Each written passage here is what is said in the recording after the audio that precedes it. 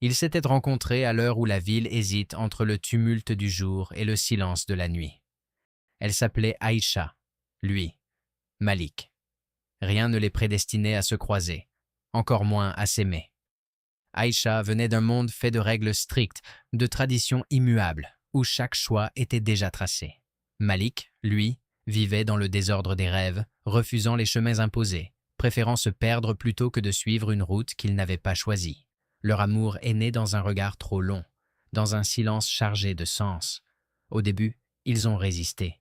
Ils savaient que ce n'était pas possible, que leur famille ne comprendrait pas, que leur vie était déjà écrite ailleurs.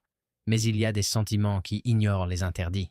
Ils se retrouvaient en cachette, entre deux ruelles oubliées, là où personne ne venait juger. Chaque instant volé devenait un trésor, chaque sourire, une promesse fragile. Ils parlèrent d'un ailleurs, d'un futur qui n'existait que dans leurs mots. Et si on partait murmura un jour Malik. Aïcha baissa les yeux. Elle aurait voulu dire oui. Elle aurait voulu tout quitter, brûler les ponts, écrire leur propre histoire.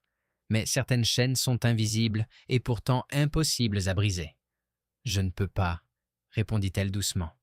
Ce jour-là, quelque chose s'est fissuré. Le temps a continué, implacable. Les rencontres se sont espacées, les messages sont devenus plus courts. Puis, un jour, ils ont cessé de se voir. Aïcha s'est mariée, comme on l'attendait d'elle. Malik est parti, loin, sans jamais dire où. Pourtant, ils ne se sont jamais vraiment quittés.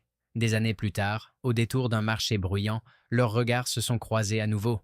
Le monde autour d'eux a disparu pendant une seconde. Juste une seconde. Ils n'ont pas parlé. Ils n'en avaient pas besoin. Car certains amours, même impossibles, ne meurent jamais.